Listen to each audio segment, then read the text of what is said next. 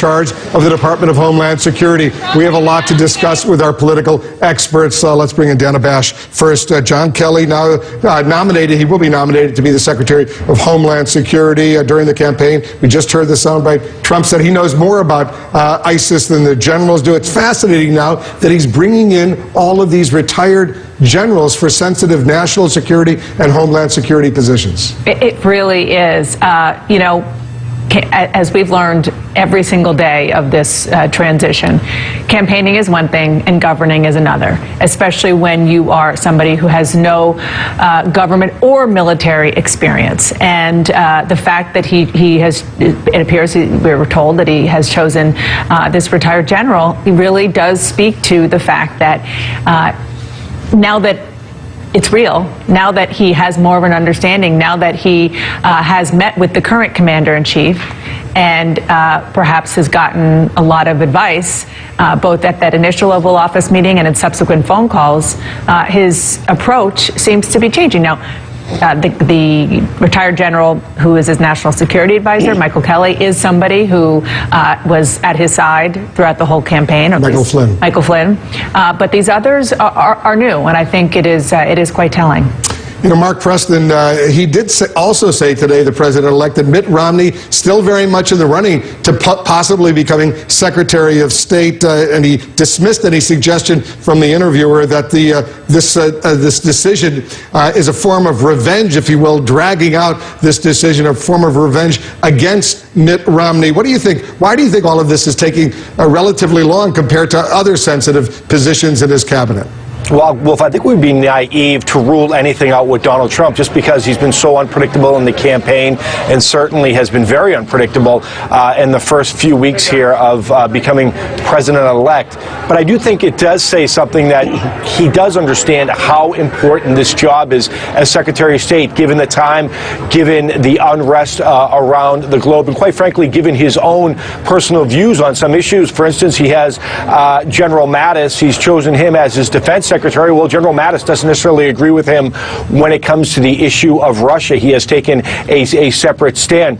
But with Mitt Romney, there might be something to be said that he is playing this out not only because he doesn't necessarily feel as close as he feels he should be to Mitt Romney, but maybe it's also a test about Mitt Romney. Maybe he's testing to see if Romney will get out before actually offering it. But we should note he also had Bob Gates, the former defense secretary for Barack Obama, as well as George W. Bush, who was also a CIA director and somebody who also said some pretty nasty things about Donald Trump. So let's give him the benefit of the doubt. But I think we're probably getting close to him actually naming a Secretary of State. Ron Brownstein, Time Magazine, the Person of the Year, not a huge surprise. Donald Trump, he was elected President of the United States. Clearly, the President-elect very pleased about this. But the sort of sub-headline on the cover of Time Magazine said the divided states of America, not the United States of America, the divided states of America. You've been looking closely at the division that currently exists in the United States. Do Americans believe that this new incoming president will be able to unify the country? I think that headline, that subhead, was actually pretty accurate. You know, in the election, 60% of us now live in counties that were decided by a landslide, one way or the other. Just an extraordinary number that underscores the separation. And we have a new poll out today, our Heartland Monitor poll, and we asked two questions. Do you think Donald Trump will be able to unify the country, or do you think we'll remain divided? And we also asked, do you think he will try to govern as the president of all Americans, or will he govern in a way that reflects bias against certain groups in society? And on each of those questions, the country divided almost exactly in half. About 80% of Clinton voters said that Trump would continue to be a divider. About 90% of Trump voters said that he would be a uniter. That pretty much tells you all you need to know. If the country is divided about half and half on whether the incoming president can unite us, I think it kind of suggests it's going to be, there's some very deep grooves cut by this election that are not going to be easily bridged. Rebecca Berg, the president-elect, he phoned in to the Today Show this morning after the Today Show announced who was going to be the Person of the Year, and he had some really nice things to say about President Obama. Listen to this. I have asked him what he would think of this one and that one. I've asked him what he thinks are the biggest problems of the country, what are some of the greatest assets going forward. And we have a very good dialogue. And I must tell you, I never met him before this, and I never spoke to him before this. I do like him. I love getting his ideas. I would say that, yes, I take his recommendations very seriously, and there are some people that I will be appointing, and in one case have appointed, where he thought very highly of that person.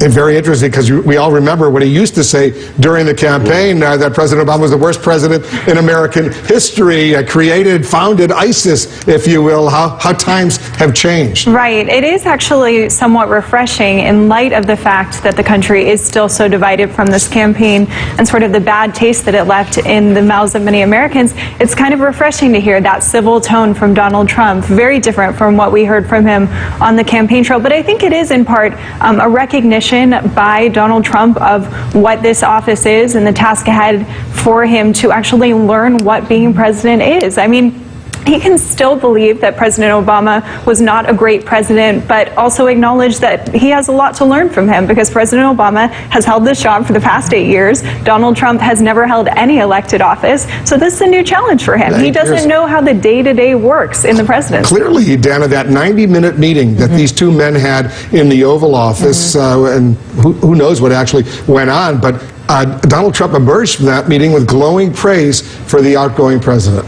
No question, and that was just 2 days after he was elected. You see the pictures there. You could see it at the time on his face, and the fact that he's continued this open line of communication that President Obama made clear in private and in public that he would encourage and welcome tells you a lot about, as you said, Rebecca, how much Donald Trump realizes how sobering it is to be the leader of the free world, and the idea that he has his predecessor there to, actually bounce ideas off of and get advice, and he's using it, should be something that we should clearly had at least one, maybe two, maybe three, who knows how many phone conversations since then as well, and Donald Trump has been impressed. He made that clear in the Today Show interview earlier this morning. We're getting new information. Everybody stand by. We'll continue all of this when we come back.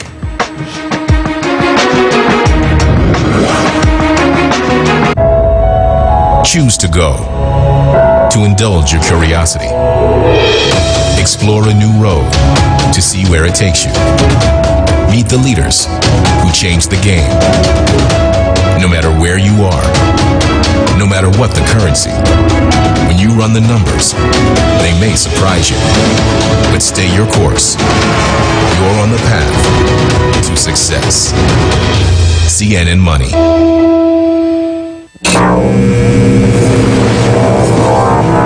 What's it like to make a living off lust? Are you willing to fight against the odds? Can cops still fight crime while under the lens? This is Life. This is Life with Lisa Lang. New episodes, Sundays at 10 on CNN.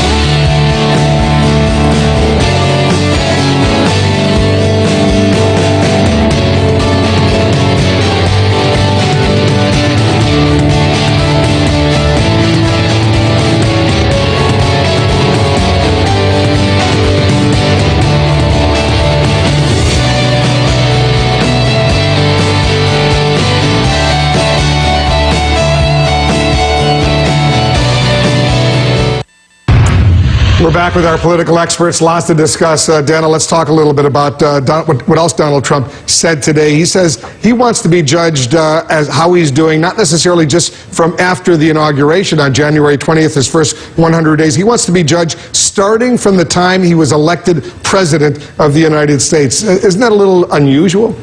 Yes, but I think it's pretty clear why. It's because he feels that he's getting things done, kind of bite-sized victories that are, good for his brand, good for the idea that he promised he was going to get things done, like jobs, the carrier deal. I know that there's controversy about that, but it's something that he certainly feels was a victory. And then, other issues like that.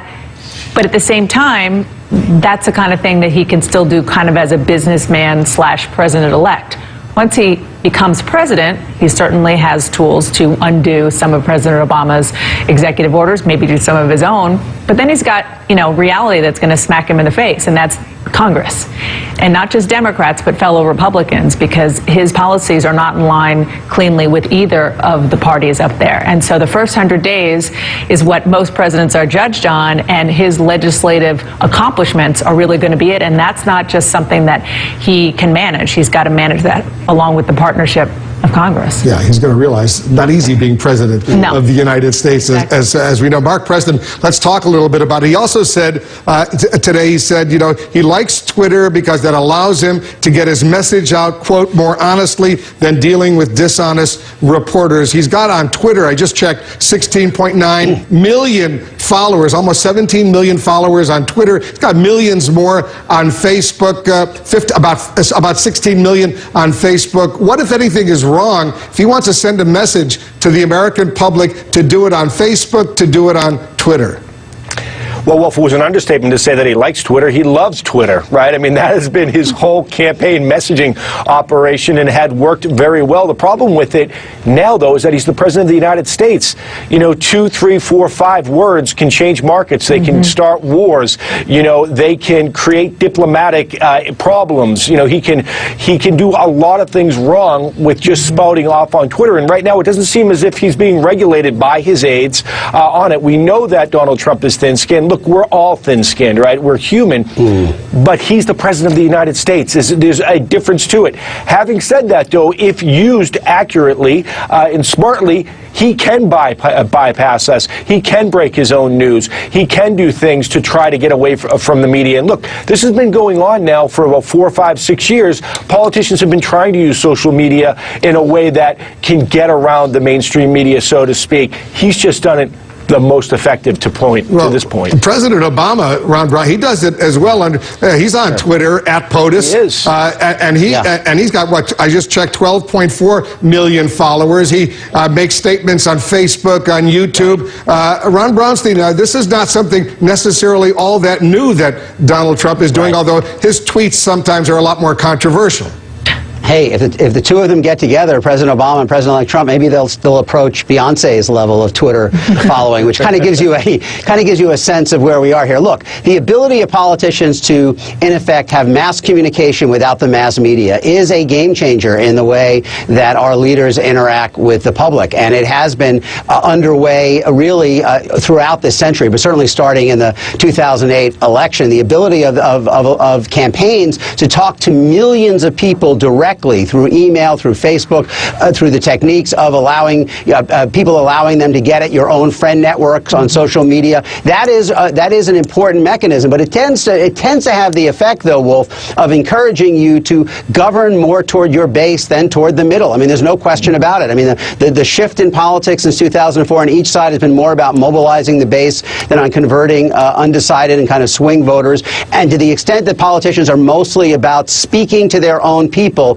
it kind of pushes them marginally further in that direction. Yeah, President Obama clearly has done that through social media. Donald Trump loves to do it. Rebecca Berg, I don't see anything wrong with that. If they want to get a message out to their followers, whether on Twitter or Facebook or through a YouTube video, fine. I also believe that they have to respect the traditional news media that's trying to cover them for the American people. I certainly agree with that, Wolf. Obviously, I'm a biased party in this case. I am a reporter. We all are.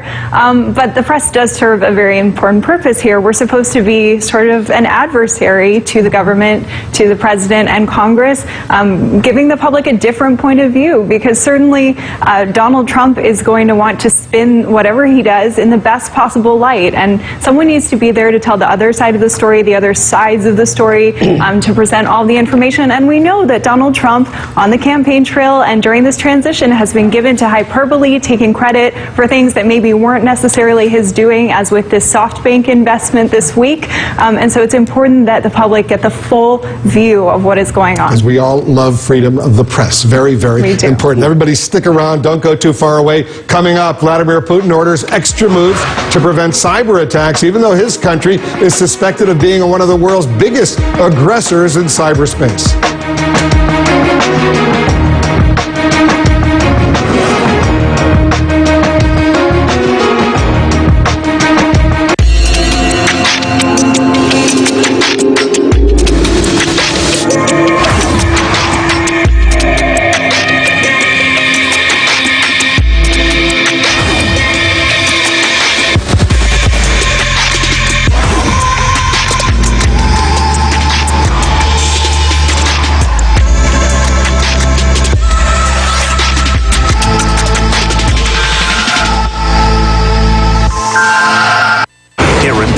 Out front, stories that matter.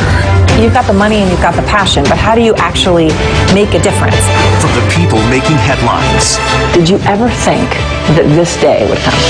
To wherever news breaks, Erin is there, one-on-one, in the field, and around the globe.